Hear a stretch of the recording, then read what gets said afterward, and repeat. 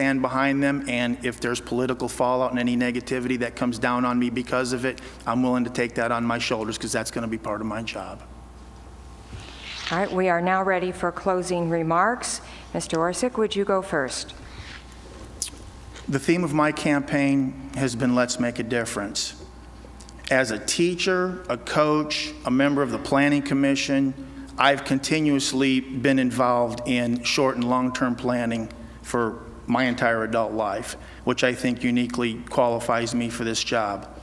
I wish you had asked the question that you asked the Galveston people about access, because not only do I go door to door when I'm running for office, I've been going door to door talking and listening to people from the Second Ward since 2004. And as your city councilman, it will be my personal responsibility to be accessible to you. I'm asking for your vote. Let's make a difference. And finally, though, I would like to thank the League of Women Voters, the media, and the Cass County Chamber of Commerce for hosting this event and giving us a chance to express our views. Thank you very much. Okay. Mr. Buck, your closing remarks. Okay. I have been a Logansport resident since 1974. My wife and I have lived on Burlington Avenue. And as a maintenance electrician, I worked at Wilson Food, Small Parts Incorporated, and retired from Subaru of Indiana. A U.S. Navy veteran of 10 years with Vietnam service. I'm now active with the Boy Scouts and Upward Soccer at Crosswind, so I do have a soft spot for the city. Also a mental health board member. I want to be your new voice to make our city better, for businesses to prosper and create the jobs we need to make Logansport successful. A successful city will support our families and allow them to grow here. I would appreciate your vote on November 8th for City Council Ward 2. Thank you very much to the League of Women Voters and all those who are in attendance. Thank you. Okay. Thank you for coming, and this concludes the questioning for candidates for Ward 2.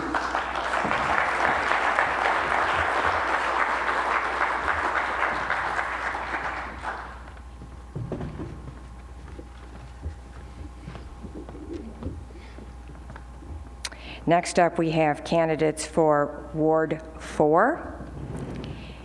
Reminder that we once again will have vote centers to use. They will be open from 10 in the morning until 7 p.m. on November 3rd, 4th, and 5th. That's in addition to Election Day. Our candidates for Ward 4 are Chuck Liddell and Carlos Marroquin. Mr. Hawes has the first question, and it goes to Mr. Liddell. Mr. Liddell, what do you see as the main issue facing your ward? The main issue facing my ward, I think, is the main issue that faces the city, the state, and the nation, and that's, the downturn of the economy. Everybody's looking for job creation. Everybody's struggling with their in-house paychecks, managing their budgets. So I think that's something that's just, not only citywide, countywide, but across our country. And in speaking to those who live in my ward, I think we're about to where we've turned the corner, and what we've done so far in the local government, I think, has kept living here affordable for those taxpayers, and that's what we're going to continue to do so in the role of council. Okay. Mr. Marroquin, same question. I believe that the issue facing my ward is job security. People that I talk to on my ward have a sense of insecurity with their jobs. It's a lot of a business, and I believe that being in the city council will open my eyes to more of these problems, because they have the people that I talk to have real concerns. My belief is not only to bring new business in, but to take care of the business we have in Logansport. Thank you. The next question will be asked by Mrs. Dials, and it will be directed to Mr. Marroquin. How would you describe the Logansport City Council's role in economic development? I think it's a huge role. It's a huge role. We make huge decisions, very important, and we have to make sure that the right people are there to make those correct decisions. Currently, we've been, as a city, we have been doing good from my point of view, but we can always do better. We can always do better. Like I said, we just need the right people in the city council and in the mayor office to do those correct opportunities. Okay. Mr. Liddell, same question. Can you repeat the question, please? How would you describe the Logansport City Council's role in economic development? Our role is to absolutely foster economic development, and what we've done as a council is to try to keep it as simple as possible for businesses to come here, whether it be established businesses who are looking to expand or new businesses coming into the city, to keep it simple, keep it direct, and be the liaison between the city and those people coming in here. And I think we've done a pretty good job of that. Okay, the next question will be asked by Mr. Ale, and it will be directed to Mr. Liddell. These are continuing to be very challenging economic times. If additional budget cuts are necessary, where would you propose that they come from? As you know, we've cut 33% of our budget in my first term, and those cuts came from all across the board. And if we had to have additional cuts, that's what we would continue to do. We have essential services that have to be provided for my constituents and for our city. And so to say that we would eliminate a parks department or the cemetery department or street department, none of those things are reality. So it would be strategic cuts across the board in all areas of our government. Okay, Mr. Marroquin, same question. I believe that the cut should not be made from essential services like school, the fire department, police department. Those are businesses that I've talked to. I'm currently employed by the Logansport High School, and I've been affected by those cuts. Definitely think that we need to cut from services that are considered almost a luxury to this town. And that would be a decision that would have to be made sitting down, talking, reviewing budget, and then we have to make that decision as a whole. All right, we are now ready for 1-minute closing remarks. Mr. Marroquin, we'll begin with you. I would like to bring two communities together, Caucasian and Hispanic communities. I feel like there is a big gap, miscommunication between them. Together, I feel like we can be more productive, and definitely another point is to combat and eliminate the gang activity that has plagued our city for the recent years. Also, not only, like I stated before, not only to create new jobs, but to financially set the ones we have now as far as businesses. Overall, I will try my very best if I was elected to be city councilman, politically wise, and I will also like to have a positive impact in the citizen of the city. Thank you.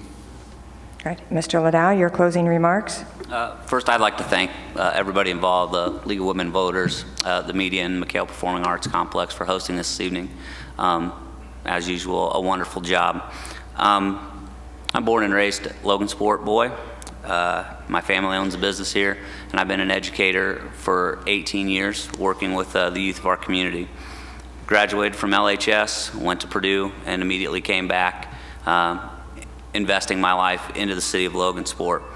I love this city, and that's why I got involved in government in the first place, was to help give back and help promote and develop the city that I grew up in. And as your council member, I'm going to continue to do that. I will work hard, I will remain educated, and I will listen to everybody out there who has something to say, because I am your voice in our local government. Thank you. All right, this concludes the part of the program dealing with the Fourth Ward. Thank you for coming.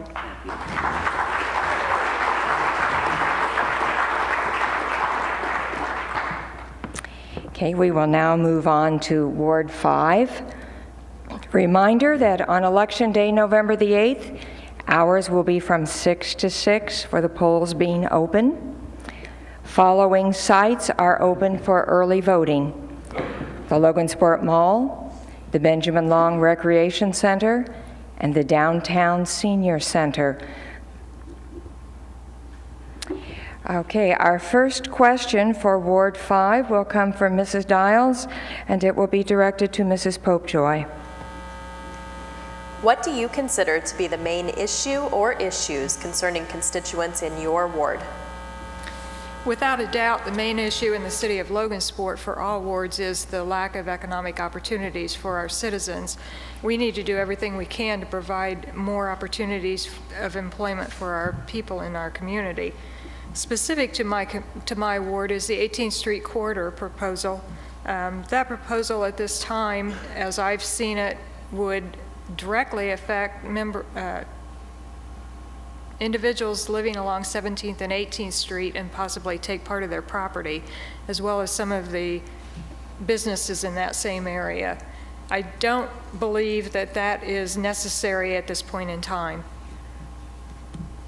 Okay, Mr. Worthington, same question. I think the biggest issues that we have and concerns in this town is how we provide services to the citizens that are here within the realms of our budget. We've had to cut the budget every year. It seems like $500,000 or $1 million, but we still got to provide public safety. We still have to provide good sidewalks. We have to provide good streets. So we need, and on top of that, we need to make sure we pay our employees a decent wage and benefit package.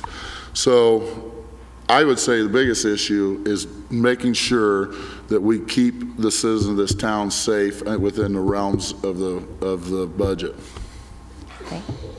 Next question will be asked by Mr. Ale, and it will be directed to Mr. Worthington. What do you see as the role of the city council in economic development and also in job creation efforts in the city? Well, the role of city council, in my opinion, is we have to make our town a viable town that someone wants to come here and locate to. We don't really go out and get jobs. I hear a lot of candidates say, well, I'm going to get jobs here. Well, we're not. That's not our role. Our role is to make sure that we have safe parks, we have trail systems, which we're working on all the time, that we have a good public safety with the fire and the police department. But that's our job, is to make sure that when people do come here and look at our town, to make sure this is the type of town that they want to locate to. Okay, Mrs. Popejoy, same question. We have to, as a city council, we need to do everything we can to make sure that our policies are current. We need to make sure that we openly embrace any new employment opportunities for our community. With that, we have beautiful parks and trails available for individuals coming here. Businesses look for that. They look for quality of life things, and we have those features available to us. We need to be sure that we're providing utilities and support for new businesses so that they have the chance to be successful. Okay. Next question will be asked by Mr. Hawes, and it will be directed to Mrs. Popejoy. You may have heard earlier tonight indication that the City Council's already cut about a third of its budget in the last 4 years. If there are more cuts needed, where would you start? First of all, I think that we need to consider consolidating where we can services for public safety, for trash collection. I think that we could cooperate with the county and cut some expenses in that respect. The fire services is a prime example. The trash collection, possibly police and sheriff department. I think by doing that we could cut some of our expenses. I think we also need to look at cooperative purchasing with Cass County government, with possibly some other government entities within the city. Okay. Mr. Worthington, same question. I ask myself that every year, it seems like, for the last 7 years, but you just got to dig in and find where you can find money. I mean, it seems like every year we find a place, or we get someone to cut their budget, or I mean, it's done by 7 people looking together and finding places to cut. But every year I fight trying to keep from cutting public safety. I've always said that public safety is the most important thing to the citizens of Logansport.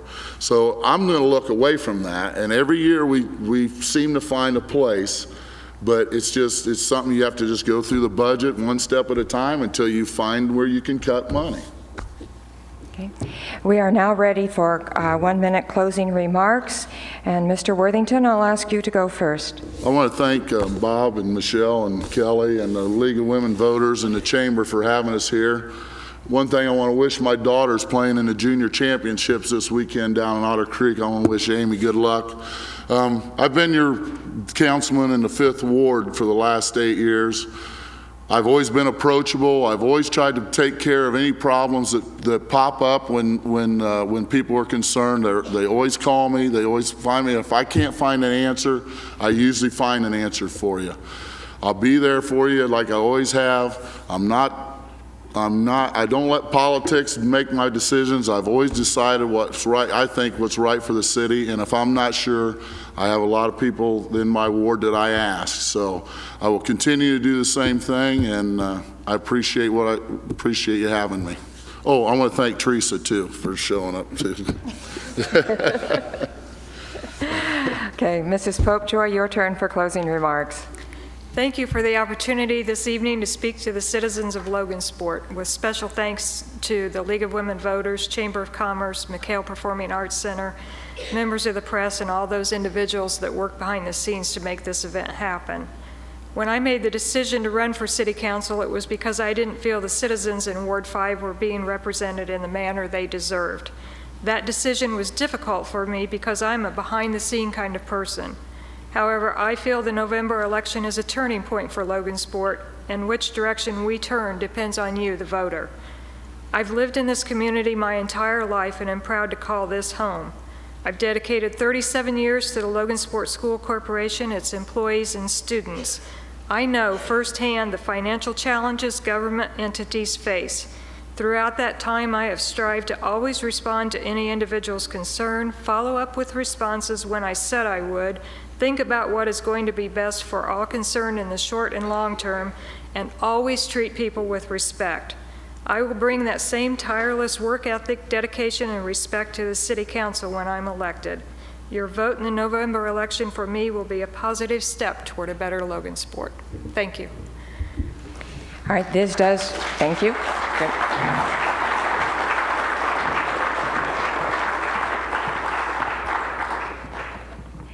All right, this does conclude the part of the program dealing with specific wards, and we are now moving on to Logansport City Council at large.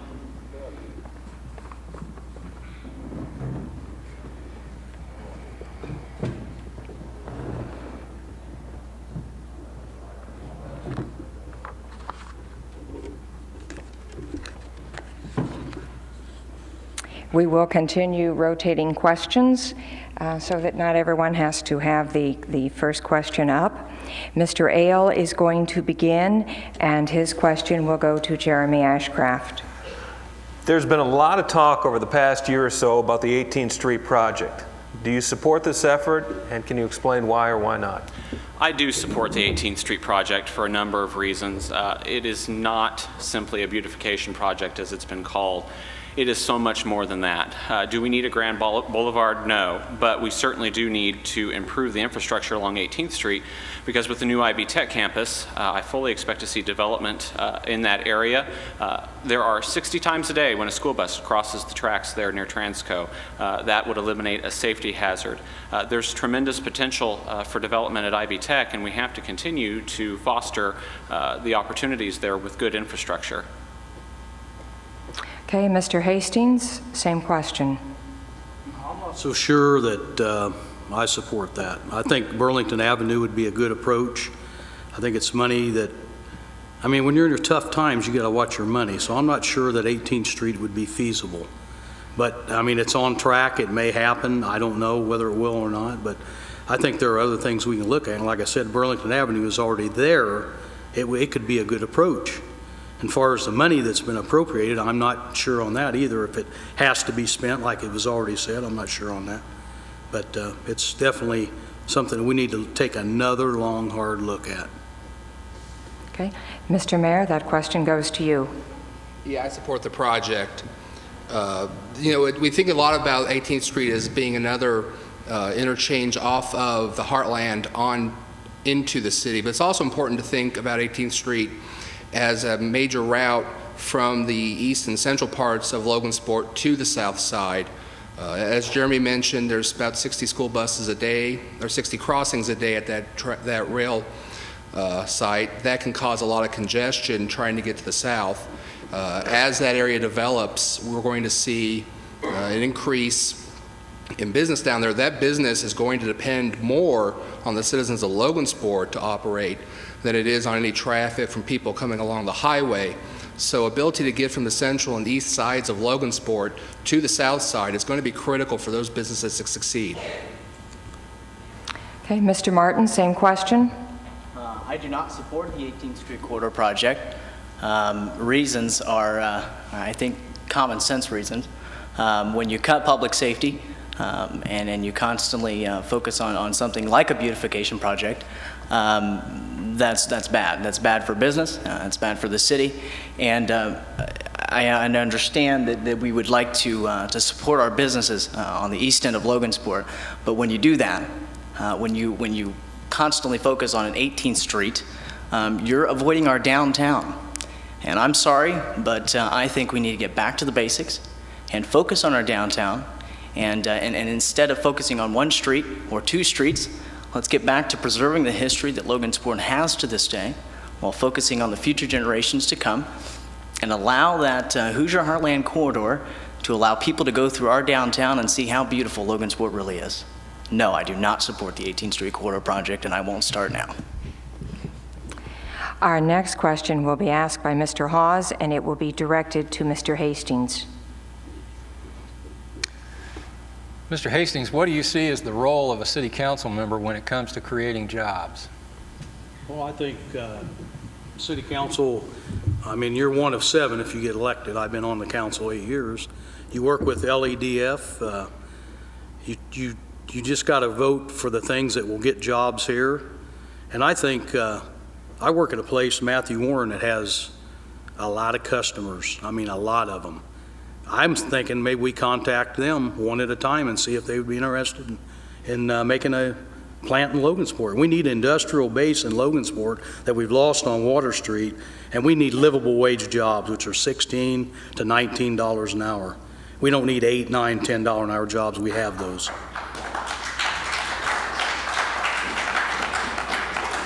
Okay, Mr. Mayor, excuse me, mispronounced your name. Same question. It is a partnership, and the city partners with LADF and the council partners with the mayor. It's important that the council bring some vision also to the process. We cannot depend on just the mayor to provide all of the vision that we need to create jobs, promote economic development. Charlie's right, we do need good paying jobs. But in 2011, good paying jobs come to well-educated communities. That's a sad reality that has left a lot of people behind. Luckily, we have Ivy Tech, we have Trine University, we have the CLEAR program, and so those are very easy to resolve issues. Well-educated communities do very well in economic development, so we have to continue to promote our education. Mr. Martin, same question. You know, Charlie's right. You know, we are one person on a seven-member council. And I think that Charlie is right again when he says that we need to contact people. I think it starts with, you know, you start at a certain level, and then you move your way up into that level. And on those levels, you start with phone calls, then you work on emails, then you go face-to-face with that person, then you start working together, and you get things done. When you work together and you do it in a positive direction and moving forward. And, you know, when it comes to, obviously, a city council, the legislature part of the city, making sure that jobs are created, it starts with not putting a beautification project into that, not cutting public safety, because safety is important in creating jobs in a tough economy like this. I think also focusing on our youth is going to help with creating jobs as well. So with creating jobs, we have to start small, phone calls, emails, and then eventually face-to-face, and eventually we'll get those jobs back to Logansport. Okay, Mr. Ashcraft, same question. This is such a multifaceted issue. You know, we have to continue to think globally, and I know there are people in the community who may not agree with that, but unfortunately, in the world in which we live, there is a world outside of Logansport, and if we expect that world to invest in us, we need to continue to invest in ourselves. That's why I have supported projects like bringing Tryon University to Logansport, the new Ivy Tech campus. And I would also like to say I really truly believe that job retention is just as important as job creation. Unfortunately, there is not a blimp that passes over the city of Logansport, and there's no one on board tossing jobs off the side.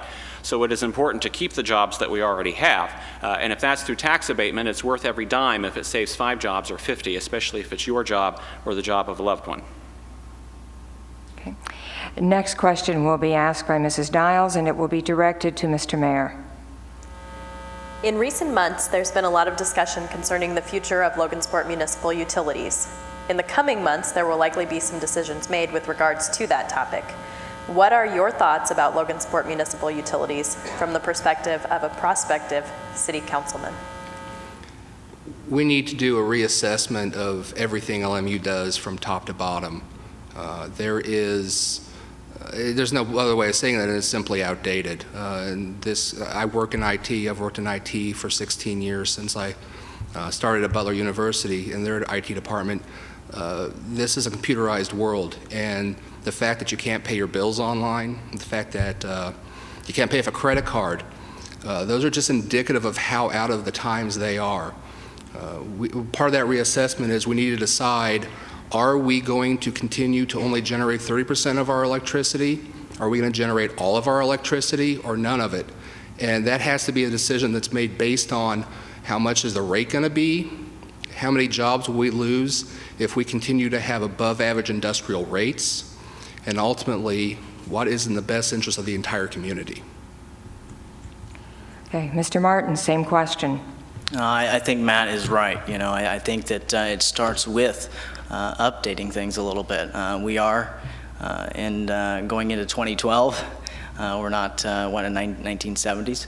And I think that is very important to realize that, you know, paying bills online, using a credit card or a debit card, these are things that are happening today, and we need to adjust our city in that right manner to better assist those within the city of Logansport. And I think that technology is a start in that essence. After that, then you start looking at other things like the range of where we are going to take our utilities. Are we going to supply 30%? Are we going to supply 70%? Are we going to supply 100%? You know, we have to look at things like that, and we have to better understand where our city is going to be in the future, not just today. Okay, Mr. Ashcraft. You know, there are several issues again here at play, and we cannot continue to tie our hands. LMU is in contract with Duke until 2018 to provide services. Our coal contract, I believe, expires in 2012. Those are the kinds of things that we need to reconsider signing long-term contracts. I was not in favor of the proposal that Duke had offered simply because I didn't like the fact that they were going to give us 30 days to decide whether or not we wanted to sign on for a lifetime with them. I also agree with many of Matt Mayer's comments, and there are definitely possibilities to improve efficiencies within LMU, and I think that's the place to start. Mr. Hastings. Well, definitely the generating plant needs a revamp. Now, we've got the Utility Service Board looking at 5 proposals by outside companies. I mean, they got consultants looking at which ones they're going to pick or something like that. And I think they're going to come up with something there. But any plan that we come up with to revamp the plant, all the jobs should be included. Not one person should lose a job that's working there now. Not a one. Because they've worked there all these years, they deserve those jobs, and I'm sure something can be worked out if they revamp that plant to keep the workers we have, and maybe add a few. That'd be good. But definitely something needs to be done about the generating plant. Okay, we are now ready for 1-minute closing remarks. Mr. Martin, will you begin? You know, throughout this campaign, I've learned a lot. You know, it's been an adventure, to say the least. Going door to door, I've met some pretty amazing people, heard some pretty amazing stories, and it opens your eyes, you know, and it really does. and you start to see things in a different light, I know that my focus as a city councilman are going to be jobs. There are going to be public safety. We're not going to make any more cuts to that department, if I have anything to say about it. We're going to make sure that our youth is taken care of, and then we're also going to fix common sense within local government. I don't think the community is the problem. I think the government is the problem in the city of Logansport, and I think it is time for new, fresh